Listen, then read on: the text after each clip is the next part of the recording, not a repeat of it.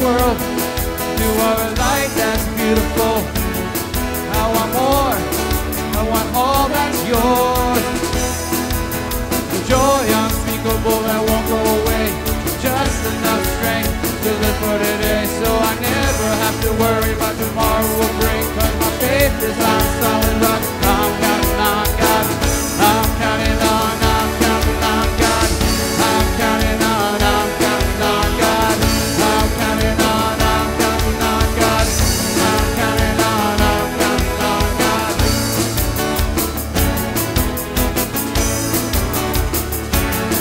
I'm in a fight, not physical. I'm in a war, but not with this world. You are a light that's beautiful. I want more. I want all that's yours. Joy unspeakable that won't go away. Just enough strength to live for today. So I never have to worry what tomorrow will bring. Cause my faith is on solid rock. I'm counting on God. I'm counting on, I'm counting on God. I'm counting on, I'm counting on God. I'm counting on, I'm counting on God. I'm counting on, I'm counting on God. I'm counting on, I'm counting on God. I'm counting on, I'm counting on God. I'm counting on, I'm counting on God. I'm counting on, I'm counting on God. And a miracle of Christ in me is a miracle that sets me free. I'm nothing like I used to be. Open up your eyes, you'll see. Joy unspeakable that won't go away. Just enough strength to live for today. So I never have to worry what tomorrow will bring. Cause my faith is on solid rock. I'm counting on God. I'm counting on, I'm counting on God. I'm counting on, I'm counting on God. I'm counting on, I'm counting on God. I'm counting on, I'm counting on God. I'm counting on, I'm counting on God. I'm counting on, I'm counting on God. I'm counting on, I'm counting on God. I'm counting on, I'm counting on God. I'm counting on, I'm counting on God. I'm counting on, I'm counting on God. I'm counting on, I'm counting on God. I'm counting on, I'm counting on God. And the miracle of Christ in me is a mystery that sets me free. I'm nothing like I used to be. Open up your eyes, you'll see. Joy unspeakable that won't go away. Just enough strength to live for today. So I'll never have to worry what tomorrow will bring. Cause my faith is on solid rock. I'm counting on God. As you come to Mother's Day, Father's Day, either of those, there's always a different, you never know quite how it's going to affect people. Because for some people, the memory of mom is wonderful. My memory of my mother is an awesome thing. I really love my mom. She was a prayer warrior. She prayed for me as long as she was alive. You know, she prayed for me diligently, and she had an uncanny ability, you know. She could open me up when I was all clogged up. I mean, just absolutely, you know, and knots inside and upset about things. And my mom would just kind of have a way about her. She would just come into my room and sit on the edge of my bed and just sit there. And then she'd say something like, "Do you want to talk about it?" And I said, "No." And she'd just sit there quietly, and she'd wait. And then finally, I'd open up. And, you know, she just had a way about making it all better. You know, I remember racing my bike down my road in front of my house. It was a brick road. And, boy, those things can do a number on your knees. And, you know, I was standing up, pedaling as hard as I could, and my chain slipped. And I went off the bike and just right down the road, you know, ate some bricks, and my hands were raw, my knees were raw. And, oh, my goodness, you know, I limped home, and, you know, I didn't say a word till I got to home. I was brave enough, you know. Then I walked up to the door, and my mom opened it, you know. So I unloaded on her. And she would make it feel better. You know, moms are amazing how they can make those boo-boos go away. And there's nothing like the tenderness of a mother. And, you know, for those of us who've had that, it is an awesome thing. It's an awesome thing to remember and to just want to just reminisce a little bit. And that's the gift that God's given us, is that gift of our ability to recall. And interestingly enough, it's mostly all the good things that I remember when I go back to think about my mom. You know, I don't dwell on the negative things, and there was a few, but I mostly dwell on the positive. And my mom she was amazing. She was, my father wasn't a real easy person to live with. It was his way or the highway, pretty much. And you didn't want to cross him. You didn't want to ask him. You didn't want to challenge him, because he would resist challenges real quickly. He'd be the most calm, the gentlest person, but boy, you question him, and it was hurricane force winds. And she dealt with that very graciously. My sister had some issues that she was working through in her life, and she had really gone through a lot of stuff, a lot of difficulty in school. She finally dropped out of school by the time she was a sophomore in high school, because of teasing and ridiculing that she was going through in the public school system. And back then, you really didn't know anything about homeschooling.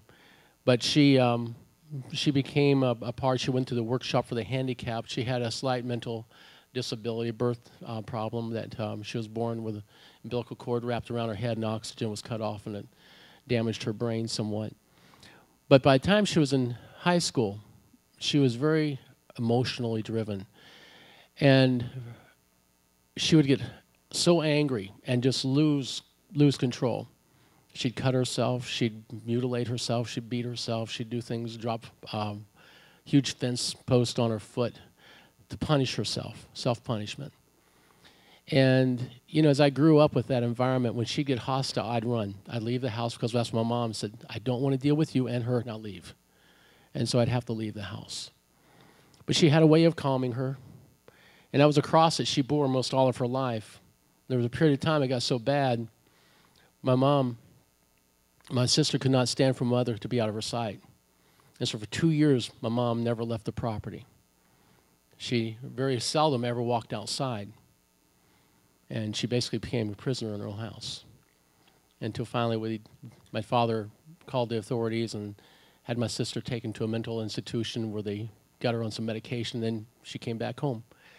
But through those years of my life as a young Christian, and I remember praying, God, would you do something here? Lord, would you deliver my mom? Would you deliver my sister? And, you know, God did. He finally did. He brought medication and set her free of that stuff. And it became a little more quiet environment. But many turbulent years. But the neat thing of all those years was my mom, because she just took it in stride. She loved God, and she loved me, and that's all I needed, you know? And it's just amazing how mothers can be the ones who set the tone of a house. And, you know, it's very seldom that moms get a lot of appreciation. They're kind of the unsung hero in most cases, diligently cooking, washing, cleaning. And about the main time you hear about it is when supper's not quite done on time. Or maybe the house is just a little bit more dirty than normal, and, you know, they'll hear about it then. And it's very often our praise is so seldom given to the ones that we love. And, you know, I think that's something we need to do, is we need to take note of this special creature that God created called woman, the one who became a mom, the one who gave up her freedom in marriage to raise a family and a husband, because many times the husband needs raising just like the kids.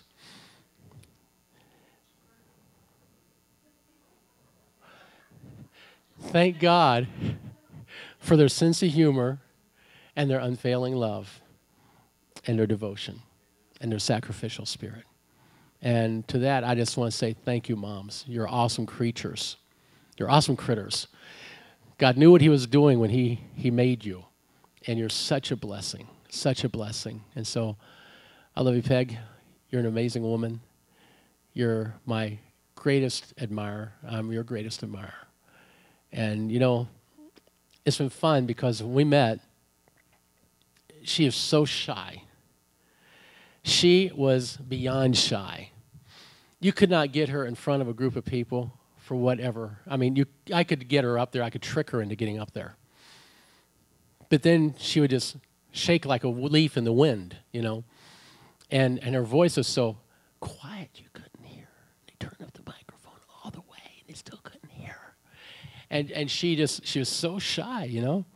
And I encouraged her, and I'd trick her a few times and get her to come up and be in the pulpit, and then finally she got comfortable with it. And God has absolutely blessed me with this lady, because she is my right-hand helper. She, you know, she's amazing. She's absolutely amazing. And I love you, hon. So why don't you come up here and bring your message, and God bless you.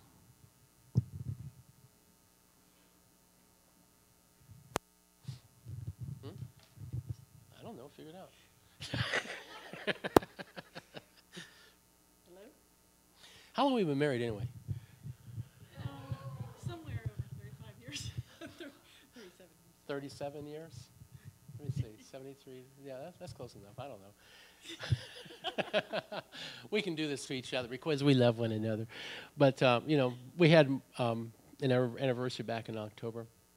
And she's a trailblazer for me. I married an older woman. And she tells me what it's like.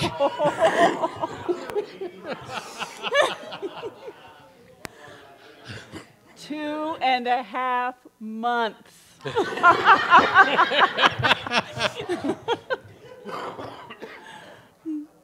I better sit down. Is that your water? That's your water. Okay. Oh, my goodness.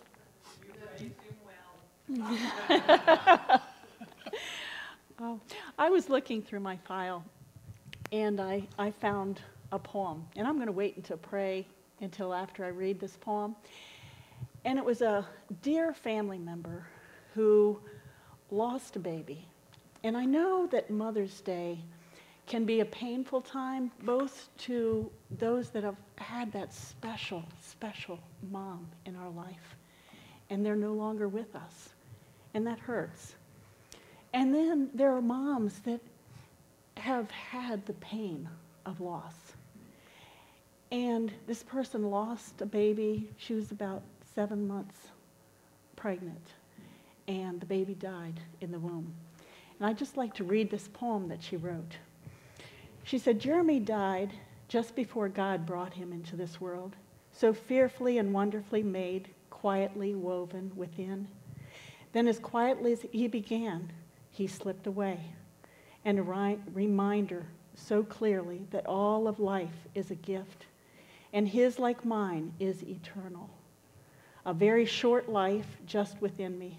God says children are a heritage of the Lord, even if only in my womb. I am still blessed through a piece of me, a part of me torn from me, someone always missing. There's always a special spot deep inside, reserved for a little one called Jeremy, a very special little boy that left us as quickly as he came, more priceless than has created, more priceless than all he created, a soul. Something moth and rust cannot corrupt. No other thing comes close in value. Here's a poem I wrote after he died called For Jeremy.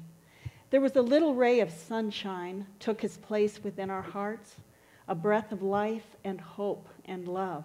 His warmth can still be felt. There was a small but priceless jewel, a treasure sent